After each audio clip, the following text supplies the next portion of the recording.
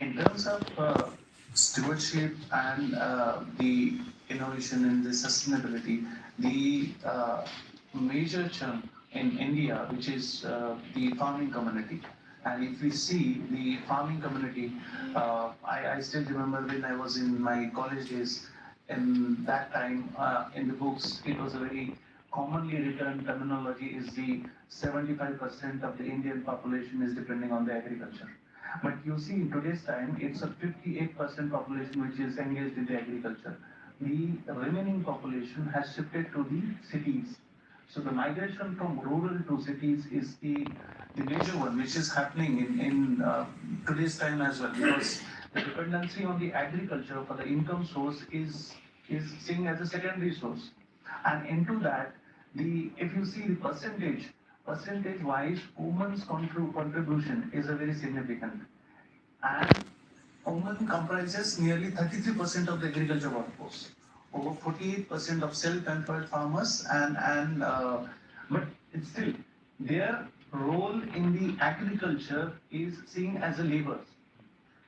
They are the valuable human resource at the agriculture ground level, rural level, but they are just as a seen as a usable resource.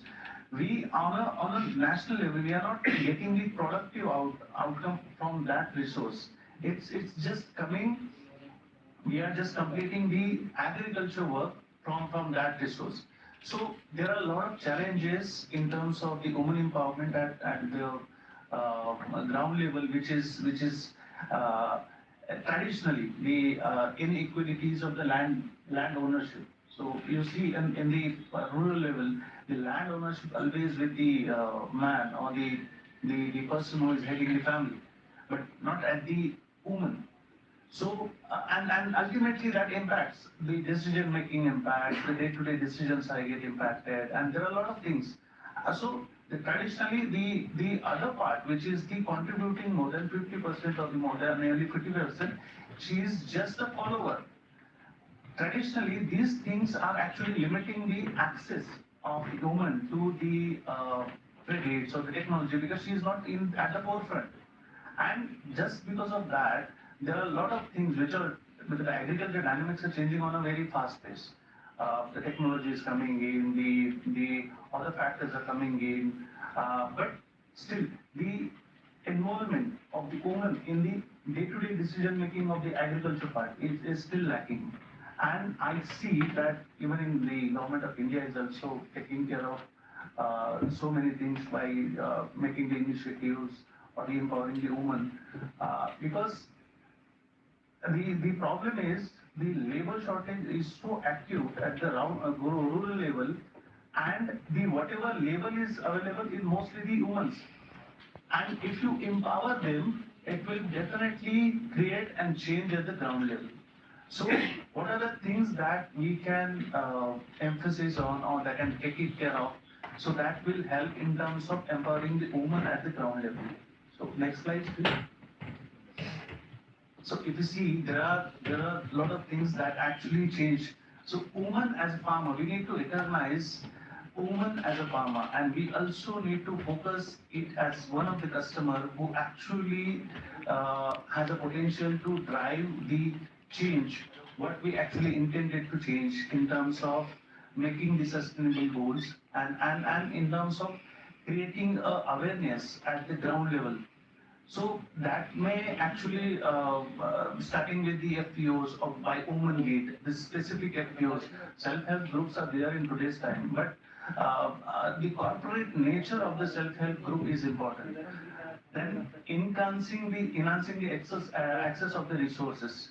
So the technology has actually changed in terms of the information is a lot of information available on a few clicks. But the real problem is right information with the preciseness to take the decision. Then the capacity building, which is also an important part of the trainings, technological integrations, then community support approach in terms of networking, as well as the policy advocacy. These are the few points which are empowering the women in terms of creating the sustainable change or innovation at the ground root level. And one more thing which I see, being as a farmer, uh, the ecosystem, agriculture ecosystem is changing on a very fast pace. The erratic monsoon.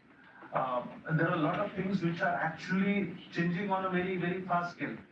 The second one is the transportation facilities are increased, means they have been changed.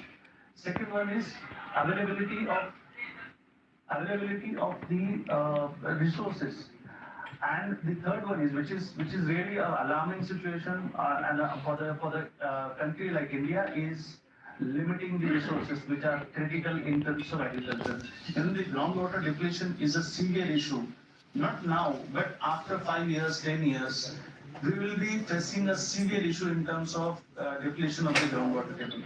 And the as the groundwater table depleted, the whatever the water which are pumping out from the soil or the subsoil, which is high in salts, and that actually deteriorating the soil health. So it's not the one problem; it is actually a series of problems interconnected with each other. So at this point of time, uh, we have a very large country. We are a very large country. It's a diversified country. No need to change all the things over a time in one night or one specific time, but we need to set some examples. We need to have made some tailor-made situations wherein the things can go in a right direction. Those examples can be replicated in different geographies, and those geographies can also learn or improvise the same model in terms of improvising the innovation or the sustainability. So these are the things which are I think could really change on the ground level. Thank you, Prabhu. Women empowerment. I would like now to go to Mr. Raghuveer. Your organization has been one of the lead in taking innovations. Particularly, very briefly, if you can touch upon what are the challenges that you see, despite the interventions that happen at the government level, what are the challenges in large-scale adoption of drones? If you could just briefly touch upon that. Yeah, Rahul in fact has spoken almost spot on to the experiences what we had in terms of women being not taking the lead in the farming ecosystem, right? The same thing, they are treated as laborers, they're treated as helpers, they're treated as supporters. But from a drone perspective and also from the government perspective, the drone the policies, for example, in which there are subsidies, there are rentals, there are multiple levels. The experience is that if the women agriculture workers are trained as pilots of the drones, for example, there is sort of a research which indicates that on a monthly basis, on a bi-monthly basis, they can earn up to 25 to 30,000 rupees on a monthly or a bi-monthly basis, right? So that is a huge income in marginalized tribal farmers. 30,000 rupees on a monthly or a bi-monthly basis is a pretty large income, which if people are trained properly. And then in addition to it, their regular income from harvest sale, from labor on the farms, they can get into multiple levels of livelihood improvements as well.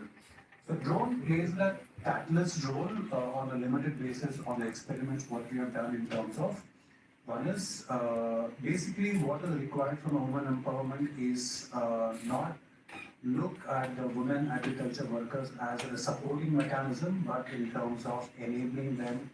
Basically, what tribal farmers or tribal agriculture is all about, they will take care of their requirements in their home or the neighborhoods, right? At the most, that is the agriculture limitation from a tribal farming perspective. But if you are able to bring in data synthesis, the drone technologies into that, they can get into commercial agriculture sector. So, and these are tribal lands which are pretty pure in nature, pretty virgin in nature, in which a lot of chemical, harmful chemical are not highly induced in these kinds of farmlands. So one is we're talking about natural farming, we're talking about organic farming, safe to consumption farming as well. So tribal belts, if we can bring in data, we can bring in drones, if we can empower women as well. So we have that trigger to catalyze these mostly neglected farming populations into the mainstream. So that is one thing, and if they can come out of the subsistence farming methodology.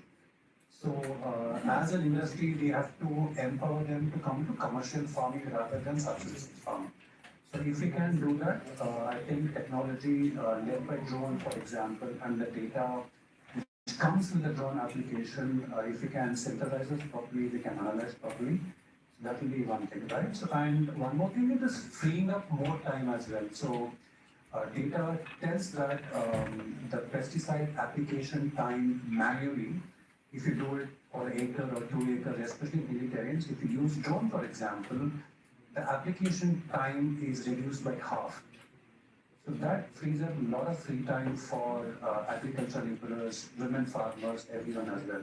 So in that free time, they will be able to use their time for multiple productive purposes rather than manual labor. So that is, these are three key things which our research has come up with in the past. Post-COVID, we started this. 2019, we started in hilly terrains and tribal regions. So these are the learnings we are getting on the ground, Delma. Thank you for that. Next, I would like to go to Swapnil, and if you could just give one or two solutions which you think can excite the farming community as regards sustainable innovations. You have touched upon them, but one or two are things which should excite the farming community. So I would talk about some of the newer innovations which are coming up or rather have come up or are getting launched or already launched. So after around 30 years like there are different herbicides which are there in market, but we are expecting to launching a new herbicide with a different mode of action, which is around after 30 years we will have the first new mode of action of herbicide which will get launched. So this is